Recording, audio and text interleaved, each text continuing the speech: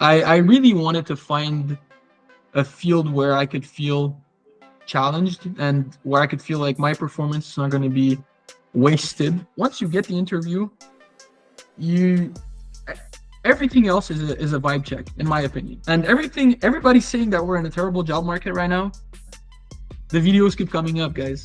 Videos of testimonials keep showing up. So I'm really excited to share my conversation with Wassim today because he used one of the most unique ways we've ever seen to stand out and get an interview at a market-leading tech company. If you're looking for inspiration on how to do things different and how to stand out, this is an awesome conversation because in addition to what we'll talk about later on and how he even got an interview in the first place, he talks about how some of the things actually didn't go his way, including in the final round interview, his Zoom actually crashed in the middle of the interview and he was still able to pull it out, still able to perform and ultimately get a job at MaintainX, a top tech sales company. This is such a great conversation if you're trying to break into tech sales. There's so many great nuggets here. Wassim, we really appreciate the time and we know you're gonna do big things. I know everyone watching is gonna get a ton out of this conversation. Hey everybody, really excited to speak with Wassim coming in from Montreal, who just broke into MaintainX, a really great organization, and we're obviously really excited for you.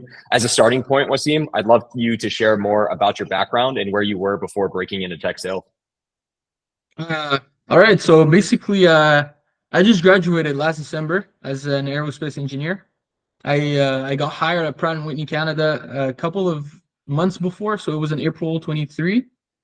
And yeah, I was in management. I started off in management. I did a year, and basically, I just wasn't satisfied with the very high emphasis on experience and basically just doing your time. And I really wanted to find a path where results were more valued and performance was more valued. And so I knew I wanted to get into sales. I just didn't know what field. And I thought about IT because it's where I think it's the place to be right now. And lo and behold, I fell on your YouTube channel. Really found the content interesting, and so I got hooked. I knew I wanted to get into tech sales. Yeah, it's awesome, man. And music to my ears. I know you didn't even last as long as I did in engineering, and I definitely feel exactly what you're saying for sure. Yeah. And maybe, so you start to look at YouTube. I know obviously you're a competitive guy. I'm sure you can kind of take a lot of things and run with it. What ultimately did you try on your own, and what led up to then saying, hey, I should join higher levels? Um, Honestly, I didn't really try that long on my own.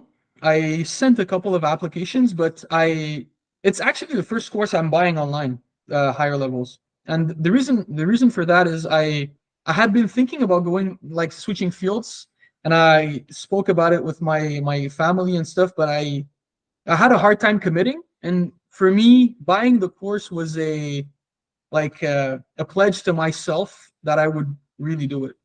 And so I bought the course and then just followed the steps and got serious about it. Did a little every day, just enough to be consistent, and it happened. So what was it about like higher levels that made you say like, okay, this is something that feels different enough to, for me to like go out and invest in? Like, was there anything about us, or were you looking at other courses that made you say, I trust these guys, like this seems like the right step for me? I didn't really look at other courses, but there were a couple of videos where the main point of the video was to discourage people from going into tech sales. And so I found it interesting that someone that was trying to sell a course on tech sales and getting into tech sales would purposely put videos on about like the bad side of it and actively trying to discourage people to get into it. And so it really, for me, it was a clear indication that I could trust you guys. You're not just trying to get anybody into tech sales. You're really trying to help the people that belong there get there. And so I found that very trustworthy, and that's why I decided to commit ultimately. Nice. Yeah, I love it. Appreciate the kind words. I guess now that you've been through the course, you've been through the program, you've done it all. Some folks, they need more help with resume. Some people need more help with like actual interviewing. You're obviously a killer. I think you're very well spoken. Was there a specific part of the program where you felt like you got more value out of it than others, or where you were like, I guess when you first joined, were you joining with any sort of like expectation that this is where I really need help? And then, yeah, was there an element where the course really delivered more than others? No, I didn't really have expectations. Honestly, The resume part is definitely a killer. It really helped me. But I'd say, it's just the overall structure of going about the interview process. Not just the interview process, but the application process, like trying to find the job. The way you guys thought about it and presented it, I think that's basically the switch that helped me get into the right mindset to be able to find something afterwards. It's just it's tiny phrases that really are encapsulated in your framework that made the difference for me. Phrases like you have to treat the interview process like the job. I was like, oh, okay, I see, I understand. Like it's not just in any other field. I think you can just apply and your CV will do the rest. And then if you get a call into an interview, then you have to do your thing. But like to even get an interview in tech sales, it required more. And so knowing how to go about it and what to do, what kind of steps to take, I think that was really helpful. And the whole like structure you guys put around it, I believe that was really helpful. Yeah. And I know you attacked the interview process, but also we were talking before we started recording, and I'd love to dive into this now. You had one of the most unique ways of securing an interview of anyone, probably like the most unique way of anyone we've seen. Let's start there. What was that process like, and any learnings from that experience? Yeah. So, well, going back to what I just said, treating the interview process like the job, I sent the application for MaintainX, and then I got a contact from the hiring manager. I actually tried to connect with him on LinkedIn and sent him a message when he accepted. And his reply was, well, thank you for reaching out. If you want an interview, here are the steps to follow. Here's a challenge for you. Find the name of, and he named like 3 positions in the company. Find the name of these 3 people, and then write me an email template for how you would try to contact these 3 different types of personas. And that was the challenge from him to me. And he said, if you can manage that, you can get the interview. And like it was the interview with him, so we completely skipped the introductory interview with the HR people.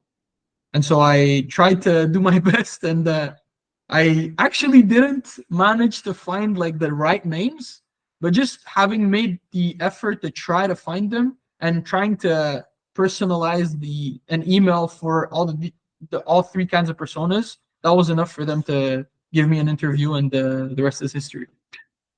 Yeah. No, that's awesome, man. And maybe I'd love to pick your brain too. Like you mentioned in an earlier point that it was some of those little things that you found in higher levels that you felt like really allowed you to set yourself apart. Obviously, not only is it a competitive job market, but MaintainX, one of the top companies right now to try and break into. I'll leave this question wide open, but what were some of those things you think you did throughout the process that really made them say, like, Wassim is not just like a good candidate, he is the person that is better than everyone else that we are going to extend an offer to?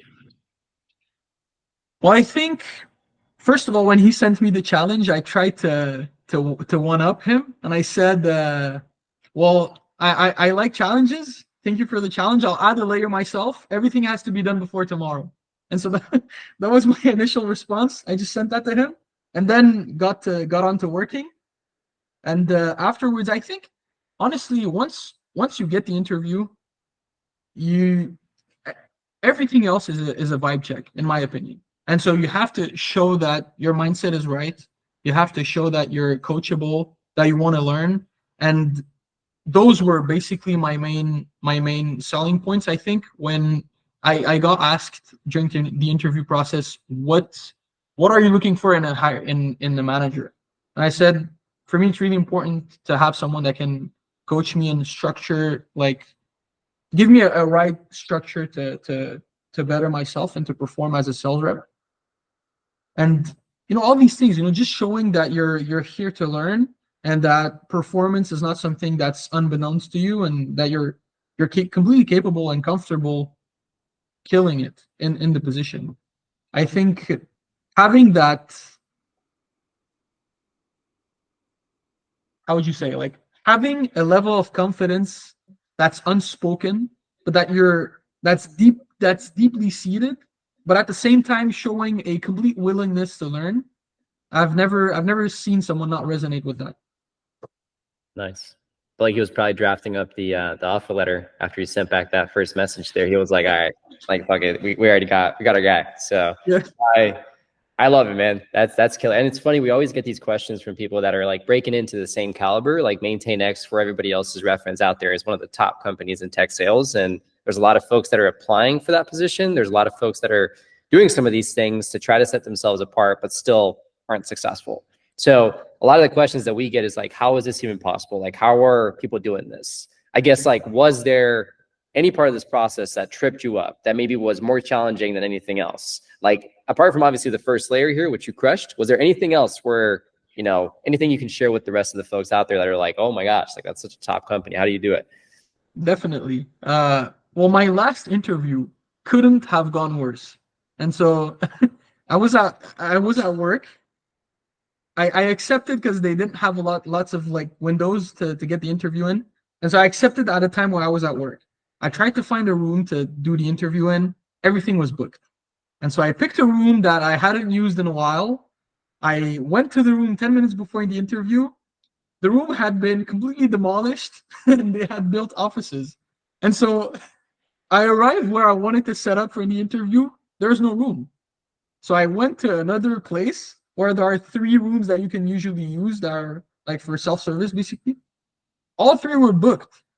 And so I had to go back to my office on the shop floor. I tried to set up for the interview. Zoom crashed. And then my headphones crashed. And then Zoom crashed again. And so now I have the VP trying to talk to me. I can't even answer him. And all of that happened during my last interview. And so you guys can imagine how I was feeling. But I think ultimately it came down to removing all of that noise. And as soon as I was able to hear him and he was able to hear me, it was just being able to click. Like, okay, everything happened. Now you're in the interview. You can hear him. He can hear you. Do it. That's it. You just have to do it at some point. And so I did my best. And Oh, sorry, Eric. Yeah, it's frozen for me too. Most ironic freeze of all time. we might even just have to keep that in there in the video, you know, like we might just have to. it's a meta joke. I was talking about everything crashing and then it crashed. The point was, I could have decided to quit and been like, it's not working out. I know I failed it, whatever. But once you get to hear the interviewer, it's showtime. You have to perform. You have to be able to talk to the other person like they're a normal human. You have to make abstraction of everything that just happened for the past 10 minutes and just do your job, and that's what I tried to do. Nice. Well, I mean, if that isn't encouragement for other folks out there, that, it's really, a lot of it is about the vibes. And I think it's also the way that you carry yourself, right? Like, I think people can be understanding about these things that are happening that are outside of your control, as long as you show up, as long as you exhibit that, like, you have the qualities that it takes to be successful in this role, that you're a normal, chill human being that they want to work with. So kudos to you on that. And you obviously crushed it. Like, I don't want to put a dampener on how impressive it is to break into a company of this caliber. Especially with all the stuff that was happening behind the scenes for you. So I love it, man. Well, Wassim, this was killer. Maybe like as closing, like, any tips for folks out there who are maybe like in a similar position as yourself that are looking to make that transition, or for folks out there who are considering tech sales ascension, anything that you want to sort of leave them with here as we close up? Well, honestly, just do it. I think the course is definitely valuable. It's definitely going to give you.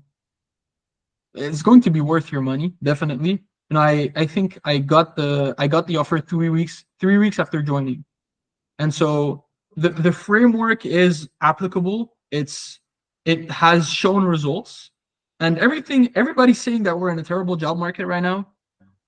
The videos keep coming up, guys. Videos of testimonials keep showing up. So, I mean, if that's not enough to convince you guys, I don't know what will. Nice. I promise everybody else that Wassim is not hired to do this interview. Now we appreciate the kind words, man. And we always tell folks this, but we can give you the ingredients and everything, but you're the chefs. You're the ones that have to go out and cook it up and make it your own and put your own little spice on it. So you did that. You know, it's not as easy as just joining a program and then, you know, offers is going to land at your doorstep. You got to go out there and you got to put in the work. And that sounds so cliche, but it's that really is what you got to do in tech sales. So yeah, Wassim, appreciate the kind words. Congrats again. We're going to drop Wassim's LinkedIn down below. If you're not too busy ramping into one of the best companies in the world in tech sales, definitely hit him up. There's a lot of gold, a lot of nuggets. Even I got some wisdom out of this conversation. So I love it. Eric, I don't know if you have any closing words, but no, yeah, I was just going to say, I was going to hope that Wassim makes a challenge for anyone that reaches out to him asking for advice on how to break in. So that's my last words on that.